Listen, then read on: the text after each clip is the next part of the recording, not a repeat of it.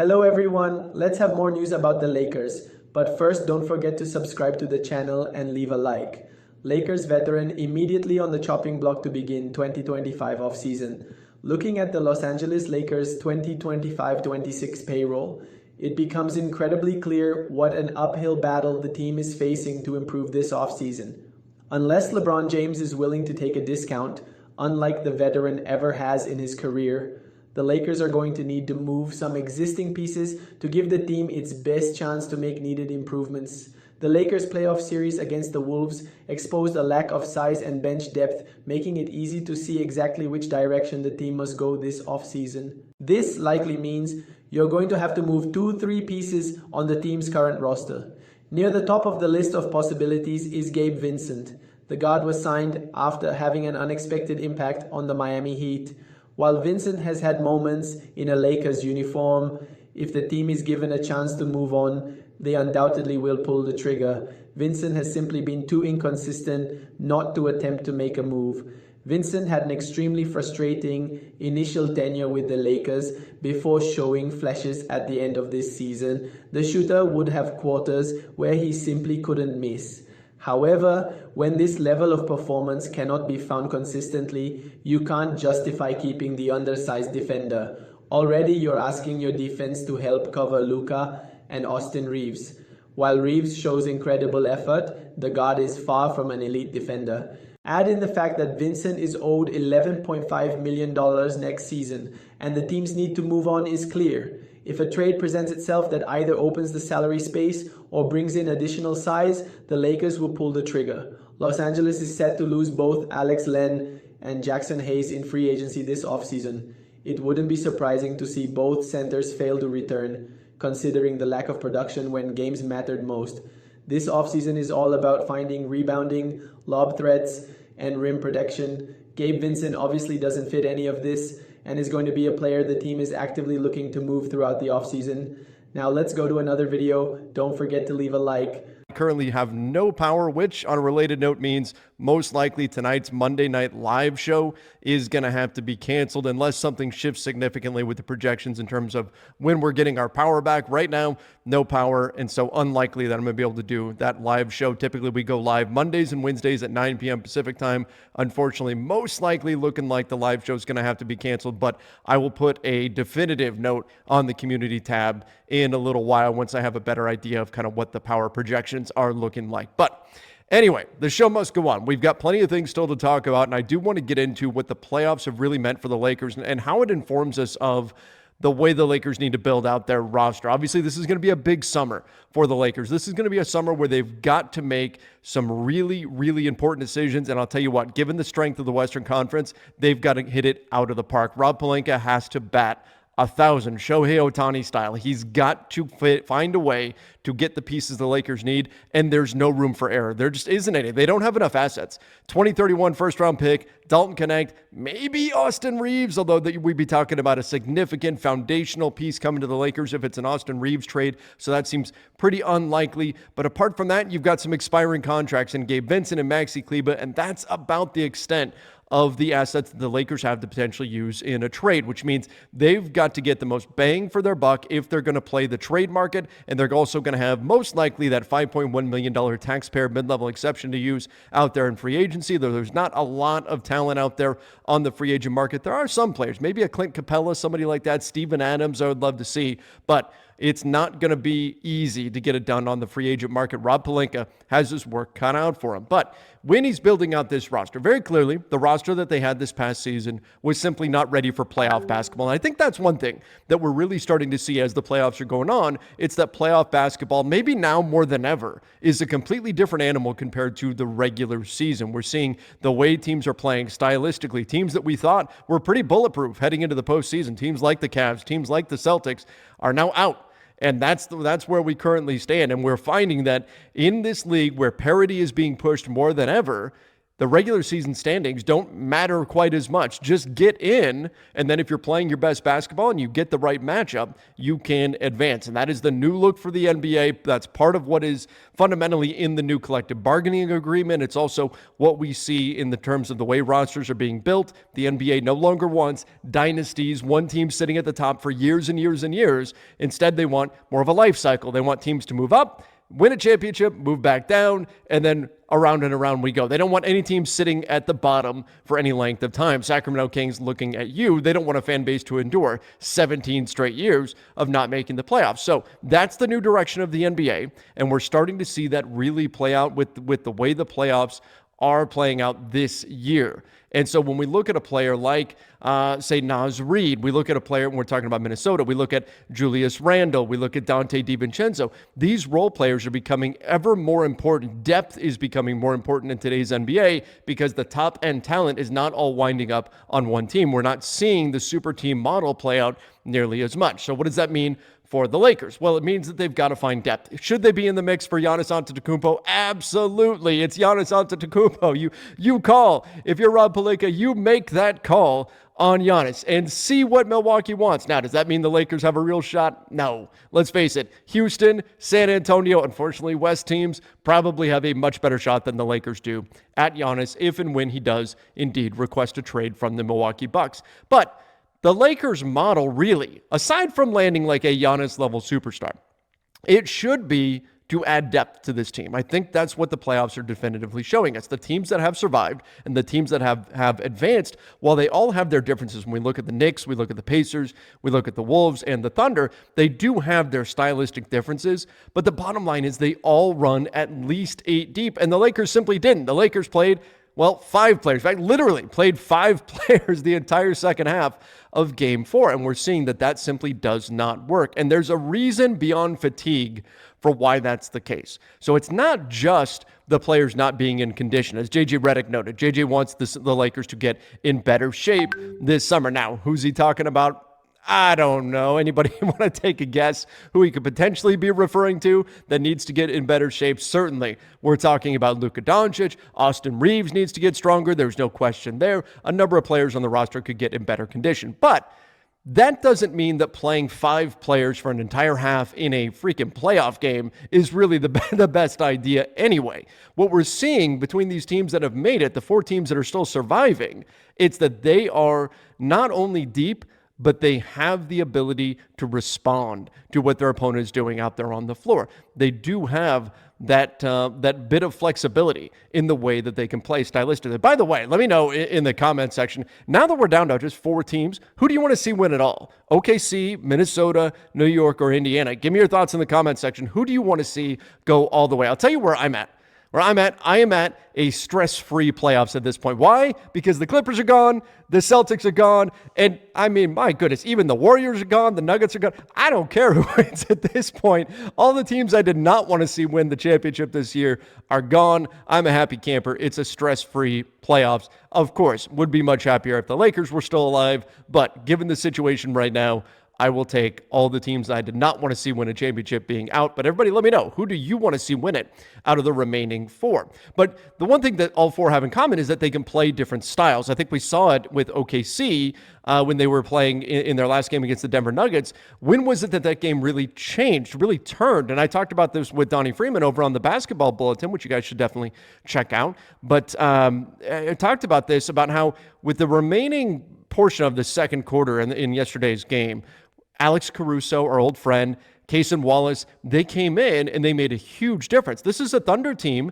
that starts 2 bigs. They start Isaiah Hartenstein, they start Chet Holmgren. And what really turned the game for them is when they unleashed their defensive banshees on the Denver Nuggets. And suddenly the Nuggets were turning the ball over like crazy. The Thunder, they didn't have to play in their half-court offense nearly as much. They're running down the floor and they're getting easy buckets. They went small, but they have the option of going bigger as well. The Lakers this past season, the way the roster was constructed, they had no optionality. They could play one way, and it was 5 specific. It wasn't even big or small. They had 5 players that they trusted. That was it. Dorian Finney-Smith, Rui Hachimura, Austin Reeves, LeBron James, Luka Doncic. That was it.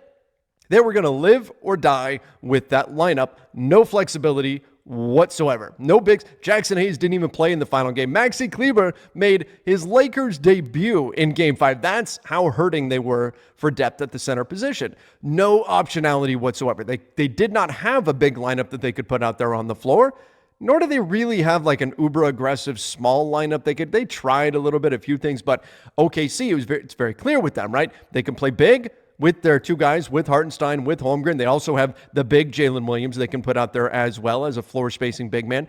And they have that small lineup that they can play as well. And the small lineup was absolutely dominant, just wreaked havoc on the Denver Nuggets. Then you look at, say, the New York Knicks. Kind of similar, right? Karl-Anthony Towns, you can play him outside, you can play him inside, you can play him in the paint. You want to go smaller, you can. You want to go supersized, you want to play Mitchell Robinson, who I think has actually been really key in the playoffs for the Knicks. You can play him as well, an absolute beast on the offensive glass. Maybe a trade target for the Lakers, by the way. Mitchell Robinson, something to keep an eye on.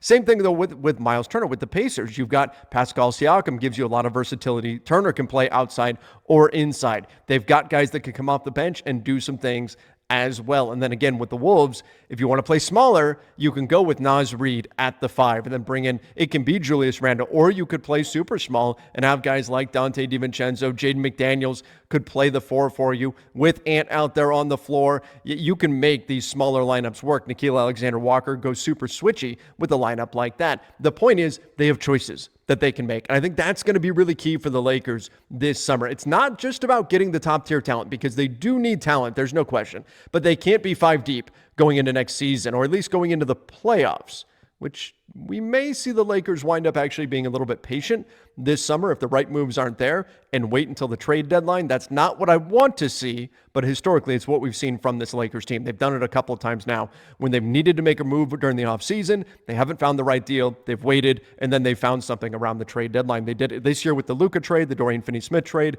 They did it a few years ago with the Russell Westbrook trade. It's kind of their MO. So not saying that's what I want, but just putting it out there to keep in mind that sometimes we do see this Lakers team during the summer get a little bit patient, especially when everybody around the NBA knows they need to make a move. And right now it's very clear. The Lakers need to make moves. They need to land a center, at least maybe 2, in order to really put this team where they need to be. But the bottom line, they're going to need depth, but they also need versatility. They need at least 8 players that can play playoff quality basketball. And again, finding them is going to be easier said than done, but they also need some type of optionality in terms of the way they're going to play big or play small. And again, you can solve that problem by getting centers, but I would like to see the ability to play a true 2-big lineup in an ideal world. And that would be one where you could put somebody at the 4 who has center size, but has enough quickness on the perimeter to slide their feet and make a true 2-big twin tower style lineup actually feasible. And so when we're talking about who could fit that bill, well, ironically, Jackson Hayes can kind of sort of do that. There's questions about whether or not the skill level is there, but we even saw Alperen Sengun for the Houston Rockets do that a bit, defend on the perimeter while Steven Adams was on the floor with him. We certainly see it with Chet Holmgren and Isaiah Hartenstein. You can see it with the Pacers with Pascal Siakam, though he's not a true big, but still they do have the ability to do some things like that. I'd like to see the Lakers get really 2 bigs this summer. One of them that's going to be your locked in, night out starter. But I wouldn't mind seeing a more versatile big come in as well. Somebody that can play the 4 or the 5 and give you the ability to play 2 bigs on the floor at the same time. I want JJ Redick to have as many arrows in his quiver as possible. He had 1 in the playoffs this year, and that was my concern going in. I thought they would play a lot better than they did. I thought they would be a much more difficult out than they were. But my one concern, and I talked about it here on the show, was that they would not have enough options to turn to. We think back to the 2020 team with Frank Vogel. What was he able to do? Play big, play small, stylistically match up with whatever his opponent was throwing at him and counter things. And this year's Lakers simply didn't have that choice. They had no choices. They had one lineup they could play and one lineup only. So I think when we're looking at what the Lakers are trying to accomplish this year, yes, the simplistic and an absolutely correct view is they need a center. At least one, they need a center. They need someone to start at the 5 right now. There's no question that box has to be checked. But in terms of fully building out this roster, if this team wants to contend, they need to be able to find a way to get 8 players that they believe are playoff playable, guys you can put in. Who knows? Maybe Dalton Connect will become a playoff level player. Maybe he develops. Maybe he gets traded, right? So these guys are not static entities. They are going to change, they're going to shift, they're going to grow, they're going to develop. So maybe we do see some internal growth from the Lakers, but the bottom line, you need at least 8 guys that you can play convincingly in a playoff game. Jared Vanderbilt, fingers crossed, does the offensive game improve even a little bit this summer, because he's actually able to work out this summer compared to last summer when he couldn't. But they need 8 guys. Whoever those 8 guys are, you've got to have them. And I would like to see the team structured in a way that would allow them to play big, would allow them to play small, would allow them to play all floor spacers and play 5 out, would allow them to play physical in the paint. That was the secret sauce of the 2020 championship team that should have never been split up the way that it was. But that's how the Lakers won a championship. Everybody in the NBA has built around that model since then. Since the Lakers did it in 2020, everybody has been building around that model, which made it even the more mind-blowing that the Lakers decided to destroy that team. But nonetheless, that is the model. The Lakers have got to get back to that place where they've got versatility across their lineup, the ability to run a lot of different styles, and give JJ Redick the opportunity to run a number of different types of lineups and play a different style depending on what their opponent is come playoff time. So all of that I'm talking about is much easier said than done. Of course, not going to be easy for Rob Pelinka. The assets, they are limited. He has his work cut out for him, and he may not be able to do all of it this summer. Some of it may need to wait until the trade deadline for him to accomplish that. You've got to continue to hit on your free agent signings, find a way to get that done. And so far, the Lakers, their record has been fairly spotty when we look at free agency in terms of the guys that they've signed. There's a reason why basically everybody that's been on a mid-level exception has either been a miss, they're already gone, or just haven't quite panned out. Like Gabe Vincent is probably their most successful mid-level exception player in the last, 5 years? That's scary. That is not. I think the Lakers will be able to avoid regardless. Now, they can go send money out. I believe for first apron teams, it's like a little over $7 million in total that you can send out. So the Lakers could theoretically go and buy a second round pick. Again, don't really see them being able to buy a first round pick. Now, ideally, personally, I would keep the 55th pick and then again try to go buy a second round pick. Obviously as high as you can get, but even if it is, the 50th pick or something like that, because obviously you got to keep in mind the later the pick is, the cheaper it'll be to buy it. But if you can find a team that's just like, hey, we don't need 5 picks in this draft, let's go. There's several teams that have multiple seconds, that have multiple picks in this draft period, right? I mean, a team like the San Antonio Spurs that I mentioned in trying to trade for a first round pick, San Antonio has some second round picks as well. So, they're a team that they might look at it as like, one, not only do we want to trade the 14th pick, but we also want to get off of some of these second round picks because we don't want 5 new players coming in that we have to now figure out and work out, where that could be very beneficial to the Lakers, especially in a draft that is looked at as very deep.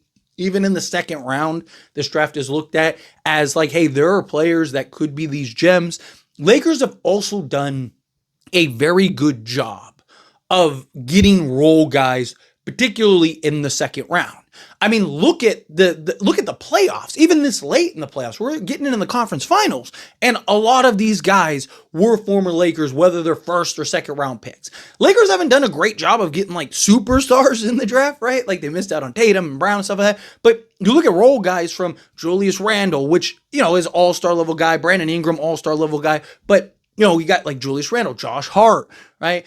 Larry Nance Jr. has been a great journeyman. Ivaka Zubac, right? Like you got a lot of guys, Alex Caruso, right? These are all guys that the Lakers have had, and the list goes on and on. Even Mo Wagner and guys like that, right? Like Lakers have done a really good job of just finding those gems in the draft, particularly undrafted second round picks. So I trust the Lakers to find those guys. Right? I trust them to find a guy with the 55th pick, and I trust them to find a guy, if they were to go and get the 45th pick in the draft or something like that, right? Now, obviously, there's got to be somebody there that the Lakers like and makes sense. There's got to be somebody there where the Lakers go like, okay, this is a guy that can help us now, maybe the future, or just like a quality development guy that you really like that, is on the board. You don't want to just buy and give money away just to buy and give money away. But the Lakers need upside and youthful players, period, right? They need, like, one of the things that the Lakers want badly is to build a development program, right? Well, you need guys to develop. And yes, obviously, like even veterans need development. Like Austin Reeves is still developing and growing and getting better. Rui Hachimura, like all these guys. There are multiple guys that are still growing and getting better. Even LeBron can continue to grow and get better. But you need young talent. You need the Bronny James, the Dalton Connects, like those kind of guys that you can kind of use in your farm system to grow and develop, right? To kind of usher in and be the next wave. Right? Because at some point, Rui's going to be off team and Reeves is going to be out, and all these guys are going to be off team. Well, you need those guys that can come in, play a role, whether it's a starting role or a rotation piece or whatever. Just like, the eighth guy off the bench. You need those guys. You need those young guys with upside and potential, right? And the other thing that the Lakers really need is they just need young, cheap depth, right? Like, Lakers are very limited as far as cap space goes. I mean, LeBron James could retire and the Lakers would still only have, I think it's like 16, 17 million, right? So like they don't have a ton of cap space in order to do what they need to do to go really kind of like revamp this roster with a bunch of key free agents and all that stuff, right? Like, yes, it'd be great if they could get one or two or three guys, whatever, right? So you'll have like Alex Lynn falling off. You'll have Jackson Hayes falling off. Shake Milton's on a non-guaranteed contract, right? You might be able to make a trade this offseason that, frees up a guy or whatever. And now you're bringing in, especially if you get a more higher end guy, probably giving up two or three players in order to make that work, right? There's already talks about Bronny James potentially being part of the rotation if he continues to take strides and grow the way that we saw towards the back end of the season last year. Well, you could use other guys like that, right?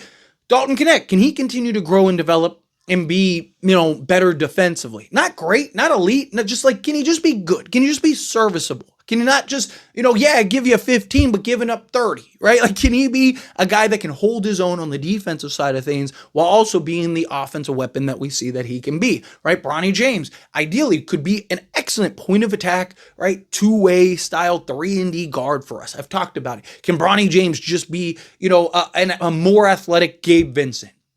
That'd be great, right? Give us some youth, give us some athleticism, give us some point of attack defense, right? Knock down the open three. That would be great, right? Well, can you find those guys in this draft, right? Can you find a guy or two, particularly 3-and-D wings? I'd really like kind of two-way athletic wings, right? Obviously, there's some centers that could be in the mix for the Lakers. I'm not against going and getting a center, right? A development center, but I like, my fear is the Lakers go and draft, somebody, a Rogo or somebody like that, and then like, that's it. They're like, okay, well, we got our center, right? Like, I want the Lakers to get a more veteran center. And I just think the 3-and-D wing part, you can never have too many of those. You can never have an abundance of those kind of guys, especially if you can get guys in like the 6'7" to 6'9" range that are just long, lengthy, versatile. Like, obviously, coming in, they're probably not going to be excellent shooters, but, can they continue to progress over the season? But more than anything, can they have an impact defense, rebounding, hustle plays, dirty work, right? Because over an 82-game season, you need guys like that.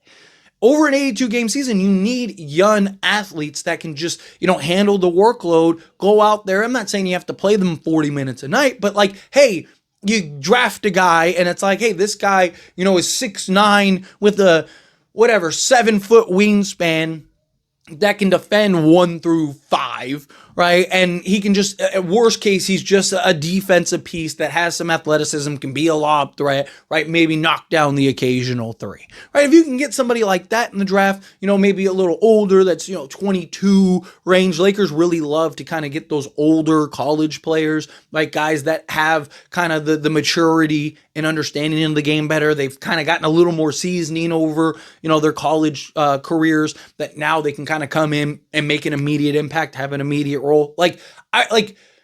Again, like a Blake Henson, if he could knock down the 3 to the level in which we saw Blake Henson be able to do, but also be able to defend, better. Right.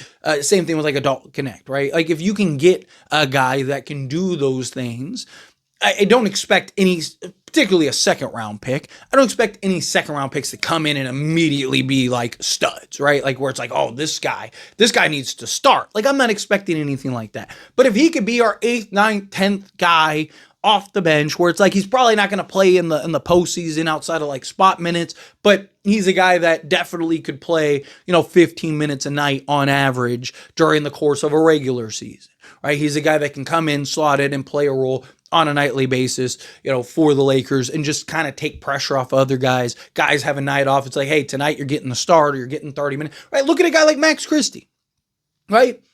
Max Christie was a guy that showed and had an impact here and there on occasion. He just never got the opportunity because of Darvin Ham. Darvin Ham never really played him. Right? It was just kind of in spots or it was inconsistent. It was like one night he's starting and playing 30 minutes, and then he has like 5 DMPs in a row, and then it's like, okay, now you're going to play 3 minutes, or you're playing garbage time, or you're doing this, and it's like, how is he ever supposed to find some consistency and find some stride, right? Like, and then you get into year 2, and it was like the same thing. Well, JJ Redick goes, he starts playing him, and look, he ends up becoming this guy, and then he goes to Dallas, and he becomes even better because he gets even more opportunity and more playing time, and we're all like, man, we should have kept him, right? Like, which I was super high on Max Christie. He was the guy that I was like, I don't want to get rid of, but unfortunately, it is what it is, right? They got rid of him. Well, if you can find your next Max Christie, which is a possibility, right? If you can find that next guy, find a guy that's 6'6", that can slot and play the 2, play the 3 on occasion, knock down the 3 ball with some consistency, but more than anything, just play some defense. Beautiful, right? That's all you need. Can the Lakers find another Max Christie in the draft, right? Go buy a pick, go get, whatever, the 35th pick in the draft, right? Go get a two-way wing that can play 2 through 4 for you or something like that, or the 2 and the 3 for you. That would be great. And then with the 55th pick, maybe go take one of these centers, right? Unless there's a center that you like more. Like if there's a guy you're like, oh man, I really love this guy at whatever, 30. All right, let's go get him, and then we can take a 3-and-D wing with the 55th pick. And then obviously you're going to get some undrafted guys that are going to come in, and you're going to, get some new, we're probably going to see some new two-way guys and whatnot. But point is I definitely think it's something that the Lakers should look at, right? Look at buying a pick, see if you can bring in a pick, bring in another young guy, because you need the young, youthful talent. You need the development guys. You need all those things. But let me know your thoughts and opinions down in the comments. What do you think? What are your thoughts? Do you agree? Disagree? Kind of mixed in the middle? Do you think that they should buy a second-round pick? However you feel, down in the comments. That being said, if you haven't liked this video, Warriors named among favorites to land Lakers' $53 million Garden off-season trade. It was a solid season overall for the Golden State Warriors, who turned their season around and made a run in the playoffs before being eliminated in the second round. Of course, the Warriors had a disappointing start to the season. They were as low as 11th in the Western Conference standings before adding Jimmy Butler at the trade deadline. With their new star duo of Butler and Stephen Curry, Golden State climbed to 7th in the standings and advanced to the playoffs out of the play-in tournament. Golden State defeated the Houston Rockets in 7 games in the first round before losing in 5 games to the Minnesota Timberwolves in the second. Curry went down with an injury in Game 1 against Minnesota. The Warriors entered the offseason looking to improve their roster around Curry, Butler, and Draymond Green, and they have emerged as one of the favorites to land a star point guard from the Los Angeles Lakers via trade. According to Bovada, the Warriors have the second best odds, plus 500, to land Austin Reeves from the Lakers in the offseason. The New York Knicks, Miami Heat, and Los Angeles Clippers have been named the favorites, plus 400, to acquire him, while the Milwaukee Bucks have the same odds, plus 500, as Golden State. Of course, there have been reports Los Angeles is unwilling to move on from Reeves unless it is for a star center, which is a position the Warriors are looking to fill as well. Reeves is scheduled to make slightly less than $14 million next season, the third of a 4-season contract worth $53.8 million. The last year is a player option, however. While Golden State does not have a center that could land them Reeves from the Lakers, they do have Jonathan Kuminga, who is a restricted free agent this summer and is expected to be on a new team. There is no doubt a backcourt of Curry and Reeves, along with Butler and Green in the front court, would be a dangerous combination. With the Lakers searching for one position in particular, though, it might be a long shot for Golden State to land him. And you, fan, what do you think about Austin Reeves' situation? Leave your opinion in the comments.